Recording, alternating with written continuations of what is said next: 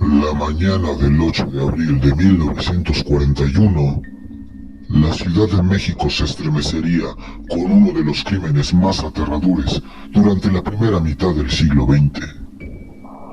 La responsable fue una desalmada que por sus actividades relacionadas con abortos clandestinos y tráfico de infantes ya causaba fuertes sospechas entre los vecinos de la colonia Roma. Durante las décadas de los 30 y 40 ya había revuelo de historias de crímenes como desapariciones, asesinatos y secuestros que atormentaban la capital. Era muy común eso debido a los deficientes y escasos sistemas de seguridad pública de esos años. Y fue así que durante el 41, en las calles de la colonia Roma, se originó quizás la más macabra historia de una de las asesinas seriales más temibles de la Ciudad de México. Felicita Sánchez Aguillón, la ogresa de la colonia Roma.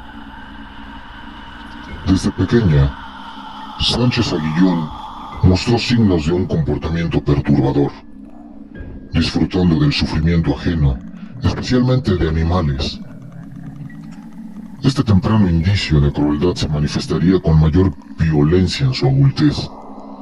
A pesar de estudiar enfermería y comenzar una vida como partera en Veracruz, Felicitas llevaba consigo una profunda antipatía hacia la maternidad, producto de una tormentosa relación con su propia madre, que según se reporta, la rechazaba.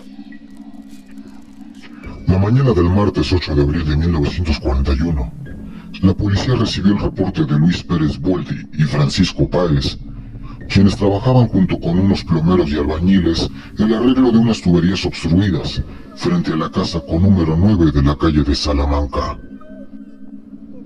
Lo que encontraron fue escalofriante y altamente demencial. Se trataba de una masa amorfa de carne humana, correspondiente a niños pequeños, sangre y material de curación. Entre todo eso, se logró visualizar un cráneo y un par de piernas. Todo eso direccionó a la policía para que determinara a la responsable de toda esa perturbadora situación. Y esa persona era Felicita Sánchez, conocida partera de la zona y que vivía en el departamento número 3 del edificio en la calle de Salamanca y que presentaba esas fallas en las tuberías. La policía irrumpió al momento en el apartamento por la fuerza, y al entrar descubrieron una escena tan sangrienta que jamás podría salir de la mente de todos los policías que ahí entraron. Pues encontraron un altar con ropa de bebé, huesos pequeños, velas y varias fotografías de las víctimas inocentes. Su casa se trataba como una escena del crimen donde decenas de bebés y niños pequeños habían sido descuartizados ya.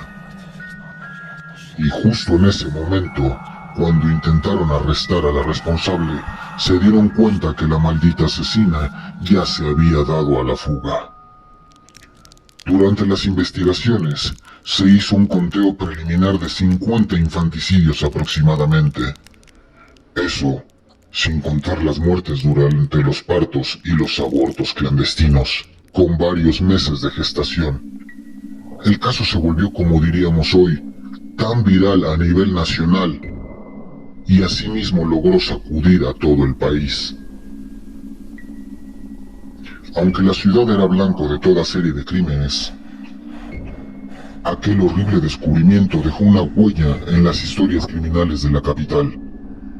La prensa encargada de informar los hechos le asignó el nombre de la ogresa de la colonia Roma, la trituradora de angelitos y la descuartizadora de la colonia Roma, siendo el primer nombre el más difundido entre la población. El encargado de dar con la agresora fue el detective José Acosta Suárez, el mismo guerrero que atraparía tiempo después al asesino Gregorio Goyo Cárdenas, alias el estrangulador de Tacuba. Días después del descubrimiento, fue detenido Salvador Martínez Nieves, un plomero cómplice de Sánchez, encargado de destapar las cañerías y de desaparecer los restos humanos, el cual siempre recibió sobornos para guardar silencio. Ese mismo día, cerca de las 10 de la noche, el comandante Jesús Galindo y los detectives encargados del caso aprendieron a Felicita Sánchez en la calle de Bélgica de la colonia Buenos Aires, en la delegación Cuauhtémoc, justo antes de que se diera la fuga abordando un automóvil con destino a Veracruz. Sin darle tiempo de reaccionar, los detectives la llevaron a los separos, donde ya se encontraba su pareja detenida. En ese momento, le dio un ataque de pánico al saber que pisaría la temible cárcel negra de Lecumberri, y al cual le provocó un desmayo. Qué conveniente, ¿no creen? Se dice que tras su separación de Carlos Conde, su primer esposo y padre de sus gemelas en el estado de Veracruz, las cuales al momento de separarse de su marido, ella terminó vendiendo a las niñas a otra familia. Y fue así que Felicita Sánchez llegó a la Ciudad de México y se estableció en un apartamento de la colonia Roma en la calle de Salamanca. Felicita Sánchez brindaba sus servicios como partera mediante una clínica de abortos clandestinos.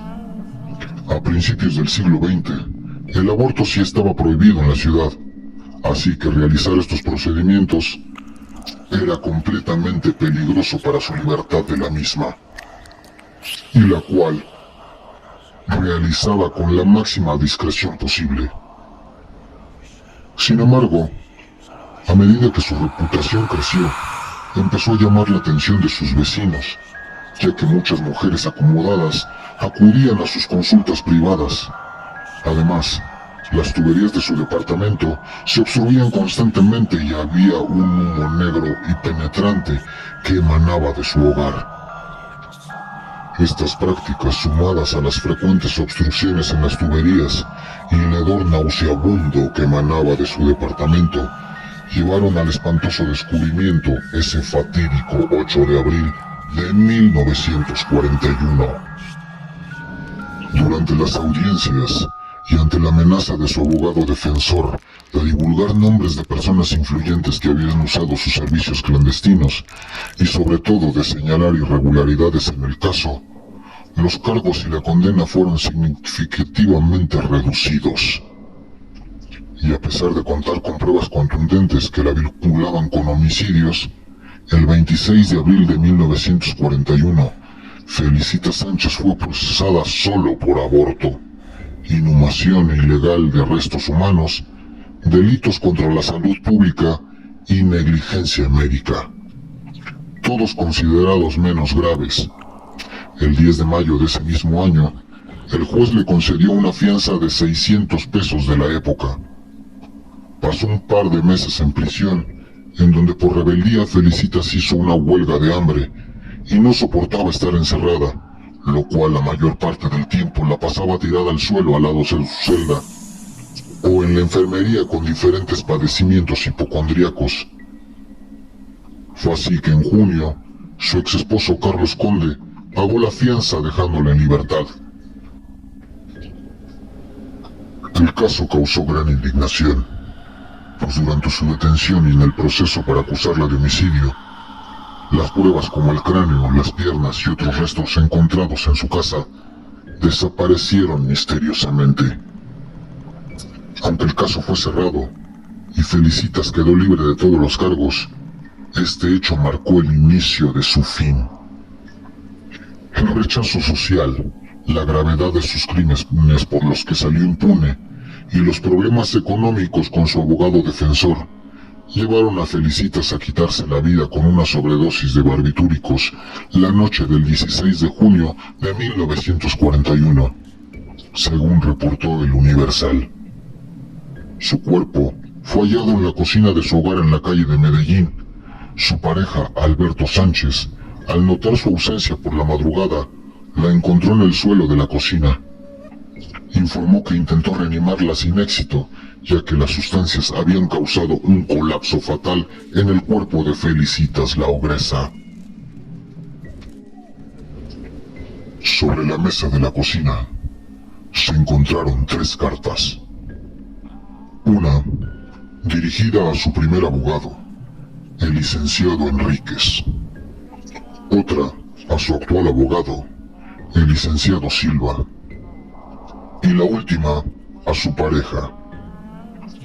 Las cartas trataban temas legales sobre los pagos de sus abogados por su liberación, pero sin mencionar nada acerca de sus crímenes.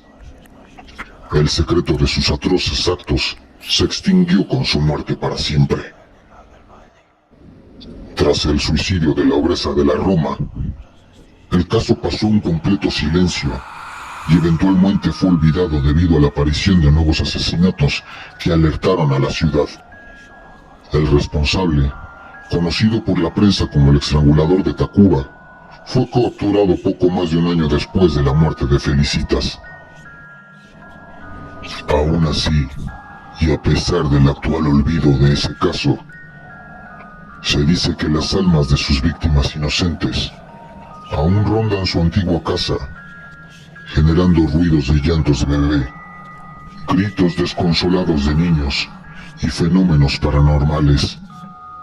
Todo esto nos hace pensar que ellos jamás quieren que se olvide esta tragedia. ¿Te gustaría que investigáramos todos los orígenes de la ogresa de la Roma? Dale like al video y contando los 1000 likes en él, acudiremos directamente a todas las ubicaciones en donde la ogresa caminaba día a día perpetrando sus horribles crímenes. ¿Qué opinas de este espeluznante caso? Deja tu comentario y suscríbete para más historias de terror y misterio. Ánimas de Malevolge, despertando tus peores pesadillas.